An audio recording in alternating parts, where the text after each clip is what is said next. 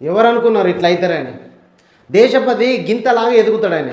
ప్రాణత్యాగాలు చేసిన అమరుల కుటుంబాలను కాదని ప్రభుత్వ కొలువు ఉన్న నీకే ఇంకొక కొలువు వస్తుందని ఎవరు అనుకున్నారు?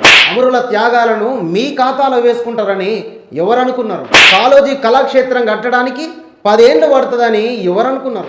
కళాక్షేత్రం కట్టకపోయినా ఎమ్మెల్సీ పదవిలో ఉండి లేని ప్రేమను ఒలకబోస్తావని ఎవరు అనుకున్నారు? విశ్వవిద్యాలయాలను ఆగం చేసి ప్రైవేటు విశ్వవిద్యాలయాలను తెస్తాడని ఎవరు అనుకున్నారు? జయశంకర్ సార్ను కాదని కేసీఆర్ జాతిపిత అవుతాడని ఎవరు అనుకున్నారు?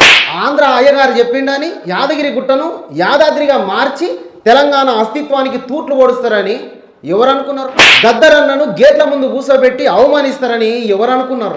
కోదండరామ్ సార్ను దౌర్జన్యంగా అరెస్ట్ చేస్తారని ఎవరు అనుకున్నారు? అందశ్రీ రాసిన గేయాన్ని అధికారిక గేయంగా చేయకుండా లంగ కథలు పడతారని ఎవరు అనుకున్నారు? తెలంగాణ పదానికి పునరుజ్జీవం పోస్తున్న రేవంత్ రెడ్డి మీద విమర్శల. సిగ్గుబడు దేశపతి.